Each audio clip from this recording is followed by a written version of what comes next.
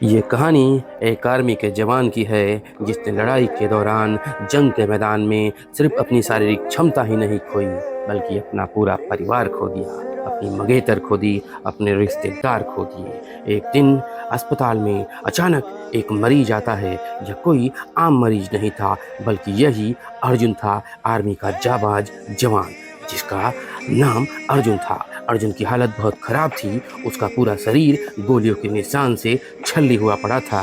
लड़ाई के दौरान एक दुर्घटना के कारण उसकी देखने की क्षमता खो चुकी थी और उसका आत्मविश्वास चूर चूर हो चुका था। रिद्धिमा नाम की एक नर्स ने अर्जुन की सेवा का जिम्मा उठाया और वह उसे हर दिन खाना खिलाती, उसके घावों पे मरहम लगाती और उसके साथ धैर्यपूर्वक बातचीत करती। भले ही अर्जुन उसे देख नहीं पाता था, धीरे धीरे अर्जुन के अंदर गहरे दर्द को वह समझने लगी। अर्जुन हर समय गुमसुम रहता और वह अपने पुराने जीवन को याद करता और सोचता कि अब वह किसी के लायक नहीं रहा। एक दिन जब रिद्धिमा ने उसकी पट्टियां बदलते हुए उसकी हल्की मुस्कान के साथ कहा, आपने जो किया वह हर कोई नहीं कर सकता, आप एक सच्चे हीरो हैं। अर्जुन की आंखों में आंसू आ गए। जैसे जैसे दिन बीतते गए रिद्धिमा को एहसास हुआ कि उसे अर्जुन से प्यार हो गया है। वह उसके लिए दिन रात मेहनत करती, उसके चेहरे पे मुस्कान लाने की कोशिश करती। दूसरी ओर अर्जुन भी रिद्धिमा की देखभाल से और स्नेह से प्रभावित होने लगा था। एक दिन अर्जुन की मंगेतर काव्या अस्पताल में आई। काव्या ने अर्जुन को देखा और उसकी हालत देखकर घबरा गई। उसने स्पष्ट शब्दों में कहा, अर्जुन, मैं अब तुमसे शादी नहीं कर सकती। अब तुम पहले जैसे नहीं रहे। मैं ऐसे व्यक्ति के साथ जीवन कैसे बिता सकती हूँ जो पूरी तरह से ठीक नहीं है और जो देख नहीं सकता है। मैं तुम्हारी इज्जत करती हूँ मगर मैं अपना पूरा जीवन एक अंधे के साथ नहीं बिता सकती। इसके लिए मुझे माफ़ करना। और उसने अपने हाथ से अर्जुन की दी हुई अंगूठी निकाल के फेंक दी।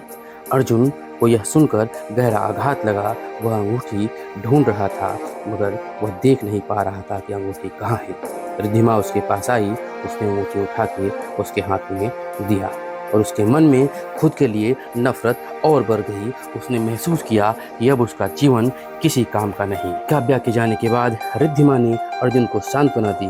उसने कहा, आपका शारीरिक रूप से जो बदलाव आए हैं वह आपकी आत्मा को नहीं बदल सकते। आप वही हैं जिसने देश के लिए अपने प्राणों की परवाह नहीं की। आपके घाव आपके साहस और बलिदान की निशानी है। अर्जुन ने रिद्धिमा को रोकते हुए कहा, तुम मुझसे दया कर रही हो रिद्धिमा, मैं तुम्हारे लायक नहीं। रिद्धिमा ने मुस्कुराते हुए कहा, यह दया नहीं प्यार है। मैं तुम्हारे बिना नहीं रह सकती।